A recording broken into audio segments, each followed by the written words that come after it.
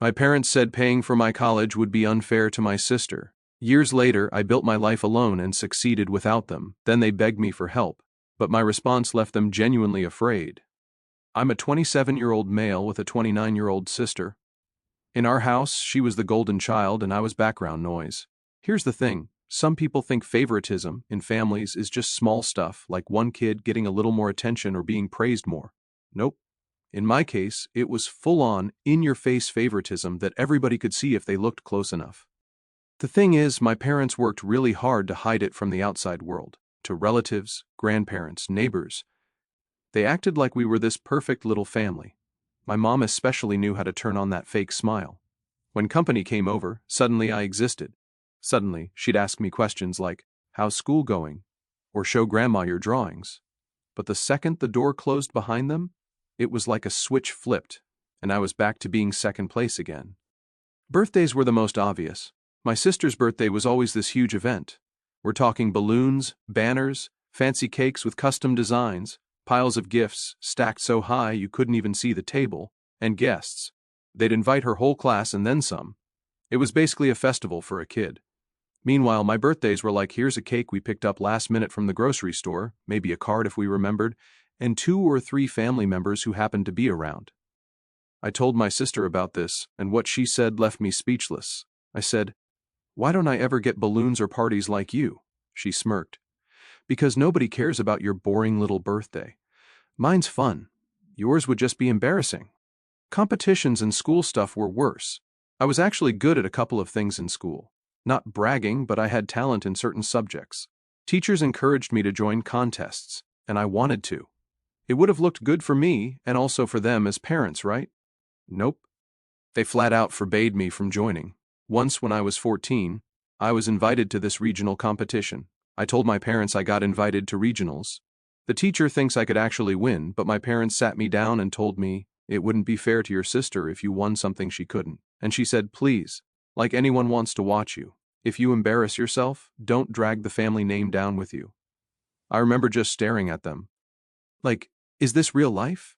They weren't worried about me. They were worried my success would make my sister look bad. That was the pattern. Every time something good was about to happen for me, they'd block it. My sister, on the other hand, could do anything she wanted. Dance lessons, singing classes, art workshops, you name it. They threw money at her hobbies, even if she quit 2 weeks later. If she got bored of something, no problem. Let's try something new. Me, I once asked to take a class for something I liked, and my dad laughed and said, "We don't waste money on things you'll never be good at." That one stung. And I was only like 12 at the time. There were times when I thought maybe I was overreacting, like maybe I was just sensitive or imagining things. But then my aunt, my mom's sister, started noticing. She'd pull me aside and ask if I was okay, or she'd give me a little extra gift on my birthday because she knew my parents weren't going to bother. She saw the way they treated my sister like royalty while I was just there. And she made it clear she didn't agree with it. I think she was waiting for the day I turned 18 because she always hinted that I didn't have to stay in that environment forever. Looking back, I think my parents wanted to keep up appearances more than anything. They wanted the family image. One daughter, one son, a happy house, supportive parents. But behind closed doors, they had already picked their favorite.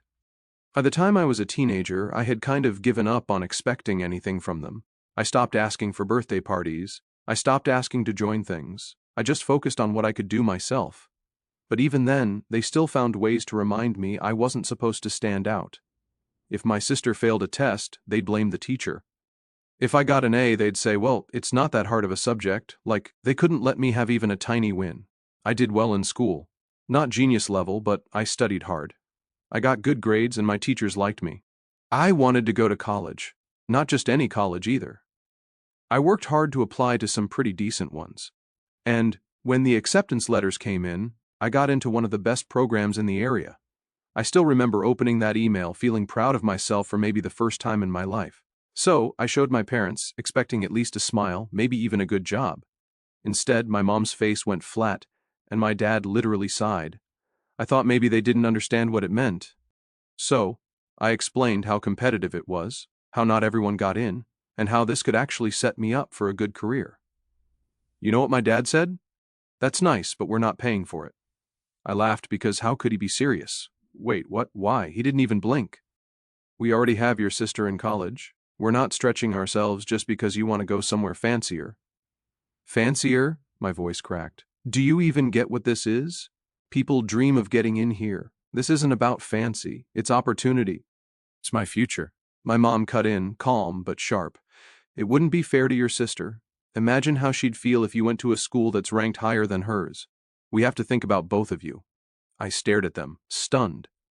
You're joking, right? You're really saying I can't go because it'll hurt her feelings. You're being dramatic, my dad snapped. It's just school. There are plenty of colleges. You don't need to make this one such a big deal. Are you kidding me? My hands were shaking now. When she wanted dance lessons, when she needed tutors, you paid for everything. When it's me, suddenly it's too much, too unfair. Watch your tone, my mom warned. No, I'm done watching my tone. Every single time I worked for something, you found a way to shut it down. No competitions, no hobbies, now this. You just don't want me to outshine her. Admit it.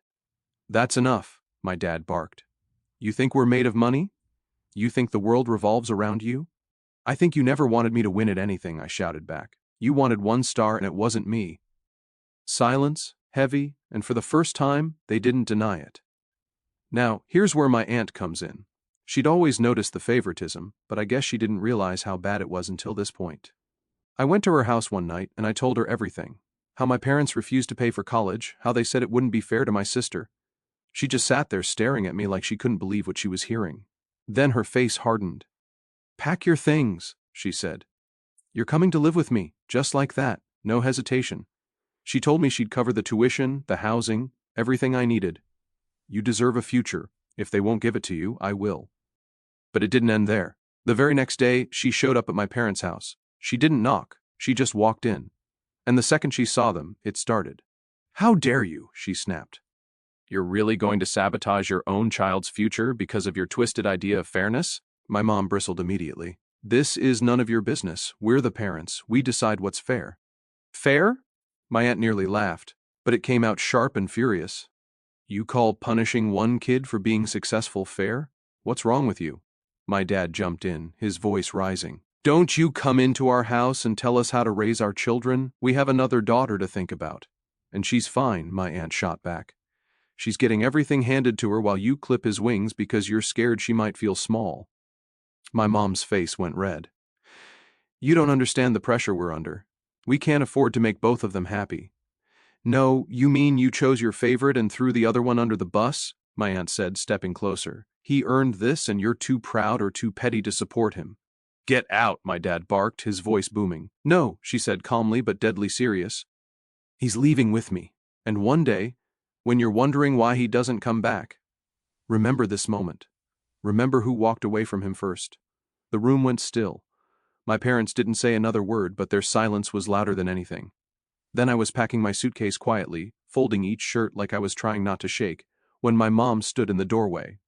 You'll regret this, she said, her voice sharp and almost gleeful. You'll come crawling back when she gets tired of you. My dad didn't even look up from his chair. Just sat there pretending I wasn't in the room, like ignoring me would make me disappear.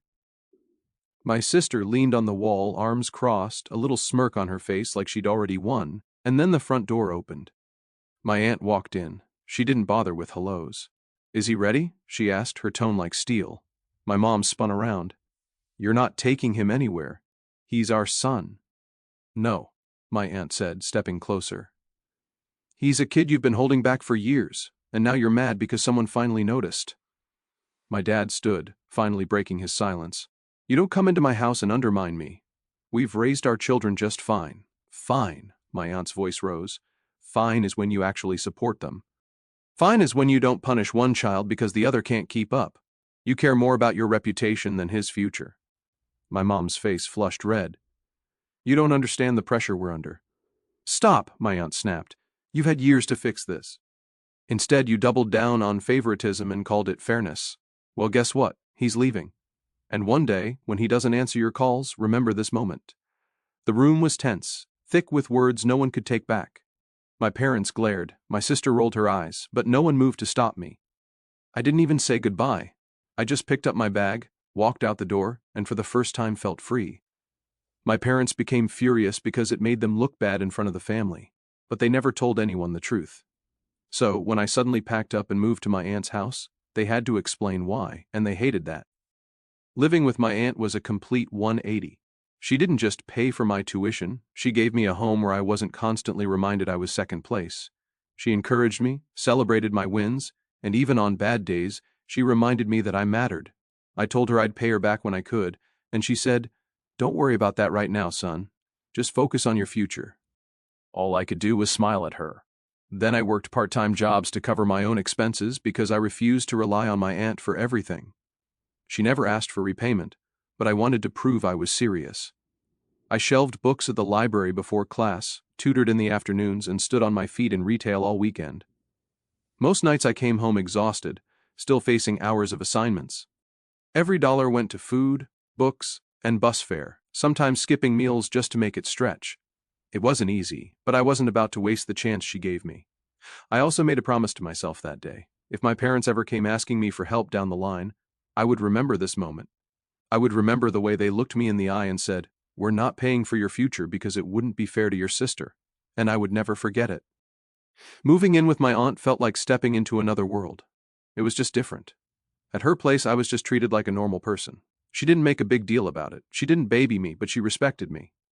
If I did something good, she said, "Good job." If I messed something up, she didn't blow up. She just helped me fix it. And she supported my college decision from day one. She even came with me to orientation, asked questions about housing, made sure I had what I needed. Meanwhile, my actual parents were doing damage control. They told my grandparents I moved in with my aunt just because it was closer to campus and more convenient. They made it sound like it was a mutual decision instead of them refusing to pay for my future. But I didn't bother calling them out publicly, I just focused on school. I had space to think about myself. I worked hard. I studied. And I was actually doing well. Every small achievement felt huge to me, not because of bragging rights, but because it was mine. Nobody could take it away. Nobody could say, "Don't do that, it'll upset your sister." It was just mine. And speaking of my sister, she wasn't doing so well. I'd hear little updates here and there from my grandparents. She had graduated from her program, but instead of actually finding a job in her field, she decided she wanted to be her own boss, which basically meant starting random businesses with no plan. First, it was a small shop, then some online thing, then another project. Every single one of them failed, and every time my parents bailed her out. Whenever anyone suggested she just get a normal job, she'd roll her eyes and say, "Why should I waste time making coffee for strangers when I can be an entrepreneur?" And when her ventures collapsed, she always had a ready excuse. "The market just isn't ready for my idea," or "If mom and dad had given me more funding, it would have worked." It was ridiculous. She never once considered just getting a regular job. To her, that was beneath her. She wanted to skip straight to being successful without putting in the work. And my parents enabled it just like they always had. She'd come up with some new business idea, and instead of telling her to be realistic, they'd pour more money into it. Then it'd crash and they'd act surprised. Rinse and repeat. By the time I graduated, I had more work experience on my resume than my sister did, even though she was older. And when I landed my first real job, it felt like I had finally crossed this invisible line. I wasn't just surviving anymore, I was standing on my own 2 feet. After a couple years, I managed to save up enough for a down payment on a house. Nothing crazy, but it was mine. I'll never forget the day I signed those papers. My aunt came with me and she cried. Not big dramatic tears, but just this proud, quiet moment. She said, "You did this all by yourself." All that time, my parents kept pretending everything was fine. At family gatherings, they'd talk about how both their kids are doing well. They'd brag about my sister's business ventures like she was some kind of mogul. They barely mentioned me except in vague ways like, "Oh yes, he's working now, he's fine." They never admitted I lived with my aunt for years. They never admitted they didn't support me through college. But here's the thing, I didn't even care anymore. I had my aunt, I had my grandparents. And that was enough. They were the ones who showed up for me. The rest was just noise. I also paid my aunt back every cent she spent on my college. It took time, but I made sure to do it. She tried to refuse at first, but I insisted. I told her it was important to me, not just for the money, but to prove to myself that I could stand on my own. And while I was building my life, my parents were digging themselves deeper into debt. My sister's failures piled up, and instead of letting her face reality, they even took a loan so they could keep throwing money at her. From what I heard later, they even started borrowing from other relatives. They were so desperate to keep the golden child dream alive that they didn't realize they were sinking themselves. Looking back, moving in with my aunt was the turning point. It wasn't easy, but it was freedom. It was the first time I got to write my own story, instead of being forced into the role of the shadow. By the time all this happened, I had been working at my job for a few years. Things were stable, I was paying my bills, I owned my house and life felt good. For once in my life, I wasn't stressed about what my parents thought. I wasn't second-guessing every move I made, I was just living. And then 2 months ago, I got a promotion that changed everything. Now this wasn't some tiny "we'll give you an extra dollar an hour" kind of thing. It was a real proper promotion, with a big raise. The kind of raise where you sit there staring at the HR email like, wait, is this real? Did they actually mean to send this to me? I'd worked my ass off for it too. Late nights, extra projects, going above and beyond when nobody asked me to, and it finally paid off. The first people I wanted to tell were my aunt and my grandparents. They were the ones who had supported me from day one, the people who believed in me when my own parents didn't. So I called them up and told them the good news. My aunt cried on the phone. My grandma said she always knew I'd do well. My grandpa told me I deserved it and that he was proud of me. That call meant more than the actual promotion itself. To celebrate, I decided to take them out to dinner. Not just any dinner, but somewhere fancy. The dinner itself was amazing. We laughed, we ate, we talked about all the struggles it took to get there. My aunt kept saying, "See, I told you it'd all work out." She's the type who always had faith in me, even when I didn't have it in myself. My grandparents were glowing. They told stories about when I was a kid, about how they always saw me as the quiet achiever, even if my parents never acknowledged it. I felt like my effort had come full circle, like I wasn't just surviving anymore, I was thriving. At the end of the night, my aunt snapped some pictures of us at the table. Nothing over the top, just a few happy shots. Later, she posted them on Instagram. She wrote this long caption about how proud she was, how she'd seen me struggle and grow, and how now I was able to enjoy the fruits of my hard work. I didn't think anything of it at first. To me, it was just a sweet post from my aunt. But of course, my sister follows her, and that's when the whole mess started. Apparently, she saw the pictures of us at the fancy restaurant and immediately flipped out. She sent me a message on Instagram. "Wow, must be nice flaunting money while your real family can't even keep the lights on." I stared at the message for a while, trying to process the audacity. This was the first time she had spoken to me in years. Years. Not a, "Hey, congrats on the promotion." Not a, "How are you doing?" Not even a basic, "Hello," just straight up entitlement. She saw me doing well, and her first instinct wasn't to be happy for me. It was to demand I share it with them. I told her, I worked for this, nobody handed it to me. And she replied, "Spare me. You wouldn't even have a degree if Auntie hadn't rescued you. You think you're so special because you got lucky with a job." Then my parents jumped in too.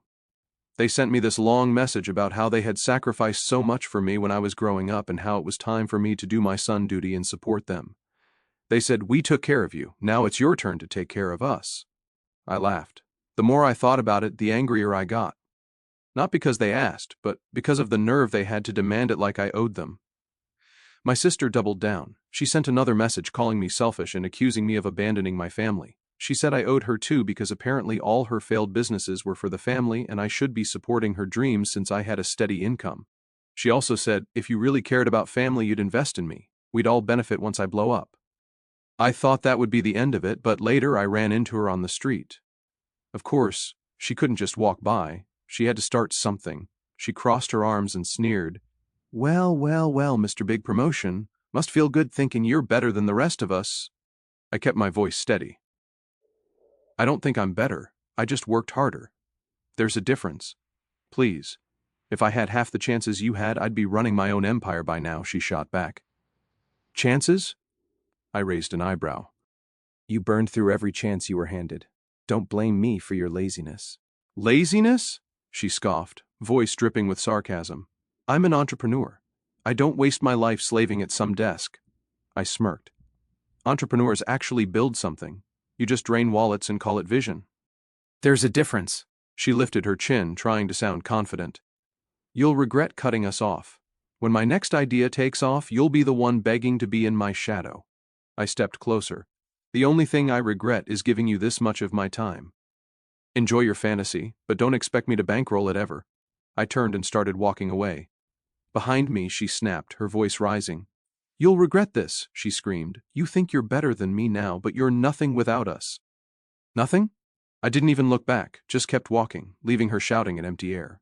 The audacity left me speechless. This was the same sister who had gotten everything handed to her on a silver platter while I was told to settle for scraps. And now she wanted me to fund her lifestyle too. I later took screenshots of everything and sent them to my aunt and grandparents. My aunt called me within minutes, absolutely livid. I've never heard her so angry. She told me, "I knew they were selfish, but this is on another level." Then she called my parents directly. I don't know exactly what she said because I wasn't on the line, but from what I heard later, she ripped into them like never before. She laid everything out. How they refused to pay for my college. How they always favored my sister. How they let me move out at 18 instead of supporting me. She said they had no right to ask me for anything and that they should be ashamed for even trying. Then came the bigger wave. The rest of the family found out. Once my aunt started talking, the story spread. My grandparents on my dad's side called me and asked what happened. So I told them the whole truth, too. They were shocked. Apparently my parents had been asking them for money for years under the excuse of helping the kids. My grandparents thought they were splitting that help between me and my sister. When they found out it had all gone to funding my sister's endless failed businesses while I got nothing, they were furious. They called my parents and cut them off financially right then and there. They told them if my sister wanted to be an adult, she needed to get a job and pay off her debts like everyone else. No more handouts. I didn't even know my grandparents had been giving them money before this. It blew my mind how much my parents had lied to keep up the Golden Child Act. They pretended to everyone that they were supporting both kids equally, when in reality they were funneling everything into one and sabotaging the other. And here's the thing. The second their little secret got exposed, their perfect family image crumbled. Relatives who used to fawn over my sister started side-eyeing my parents. People who thought my mom was this amazing, selfless mother realized she'd been playing favorites the whole time. My sister, of course, blamed me. She fired off another message. I was airing dirty laundry and making the family hate them. Suddenly, I was the villain because I didn't keep quiet. Then she called, no hello, just screaming, "You've ruined everything. You owe us." Those businesses were for the family. I let her rant for maybe a minute, then said, "Done." She got louder. Click, blocked mid-yell. Best sound I'd heard in years. My parents switched tactics after that, but not to apologize. My phone lit up daily with guilt trips and rage. "You've ruined this family. You'll regret cutting us off. You think you're better than us? You're nothing without us." They even dragged relatives into it, telling anyone who would listen that I was ungrateful and cruel. When that didn't get a reaction, they escalated. Angry voicemails, late-night calls, even showing up uninvited near my aunt's house. They tried every angle, begging, threatening, gaslighting. One day it was, "We're your parents, you owe us." The next it was, "Fine, don't come crawling back when you fail." Then I did something for myself for once. I bought a motorcycle, something I'd wanted since I was a kid, but was always told was irresponsible. I rode it everywhere, hair whipping in the wind, blasting music through my helmet, not thinking once about their approval. My sister was living rent-free in my parents' house, mooching off them while they drowned in debt, and somehow I was supposed to be jealous. It was so delusional that it almost didn't even make me mad anymore. What did make me mad was her blaming me for ruining their reputation. According to her, the only reason the rest of the family was judging them now was because I aired dirty laundry. Like, no. The reason people were judging them was because they found out the truth. The years of favoritism, the college thing, the way they propped her up while tearing me down. I didn't make any of that happen. I just stopped keeping their secret. That's when the begging started. My mom sent another message basically saying, "Please don't cut us off. We know we weren't perfect, but we're still your parents." My dad wrote something about how we should stick together in hard times. And the funniest part, they tried to guilt trip me by saying, "Think of your sister. She needs you." Like I hadn't spent my entire childhood being sacrificed just so she could feel like the center of the universe. I didn't respond to any of it, not one word. Instead, I blocked them. Phone, social media, everything. I told my maternal grandparents that I didn't want updates about them anymore. I didn't care what excuse they had, what apology they crafted, what sob story they spun. I was done. The satisfaction I felt blocking them was something I can't even describe. It wasn't anger. It wasn't even revenge in the dramatic sense. It was relief, like I had finally closed a door that should have been shut a long time ago. The rest of the family, meanwhile, had completely turned on them. My aunt wasn't letting up. Every time they tried to spin a new excuse, she shut it down. My dad's parents refused to send them another dime. The girl who once walked into every family gathering like royalty was suddenly just ignored. No one asked about her businesses anymore. No one cared about her big plans. They'd learned the truth. I heard from my aunt later that my mom cried on the phone saying she didn't know where she went wrong. And honestly, maybe that was true in her mind. Maybe she really didn't see it. But from my perspective, she knew exactly what she was doing. Every time she said it wouldn't be fair to your sister, she was making a choice. And those choices had consequences. My dad, he just went quiet. That's what he always did. He'd let my mom and sister run the show and then act like he had no say. But silence is still a choice. He let it happen. And he never once stepped in to defend me. So, no, he doesn't get a pass either. And watching the mask crack, seeing the shift from arrogant demands to pitiful apologies was kind of satisfying in its own way. Not because I wanted them to suffer, but because it proved what I always knew. They never cared about me. They cared about control, appearances, and keeping my sister on a pedestal. Once that crumbled, they had nothing left. That's when I realized something important. I didn't need to scream at them. I didn't need to confront them. I didn't need to get dramatic revenge. All I had to do was live my life, stay successful, and refuse to save them. That was enough. The irony was almost funny.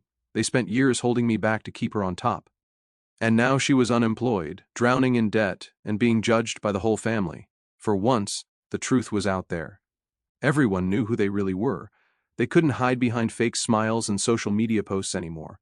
And honestly, that felt better than any revenge I could have planned.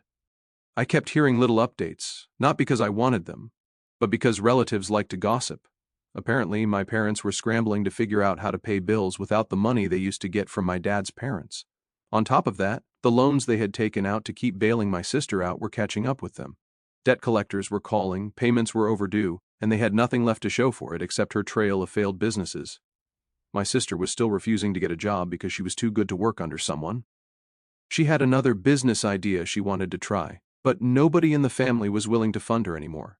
Even my grandparents on my dad's side told her flat out that if she wanted money, she needed to earn it. For years they sacrificed me at the altar of her ego. They blocked me from shining, made sure my birthdays were smaller, stopped me from competing in things I could have won, and even refused to pay for my education because it might make her look bad. They made her believe the world revolved around her. And now she was living like it did, waiting for someone else to fix everything. Except this time, there was no one left to do it. What really stunned me was how my aunt and grandparents reacted. They didn't just support me, they went to bat for me. My aunt ripped into my parents. My dad's parents cut them off financially and praised me for building my own life. And my mom's parents told me to focus on my happiness. For the first time, I felt truly seen. My aunt was my rock through it all. You don't owe them anything, she'd remind me. And she was right. She's the one who saved me, believed in me, and gave me a future. My sister kept sending little jabs through other people saying I was cold or heartless. They took out loans and some accounts were even opened in my sister's name. Now the calls weren't just going to them, they were going to her too. The self-proclaimed CEO who thought she was too good for a real job couldn't even get approved for a cell phone contract anymore.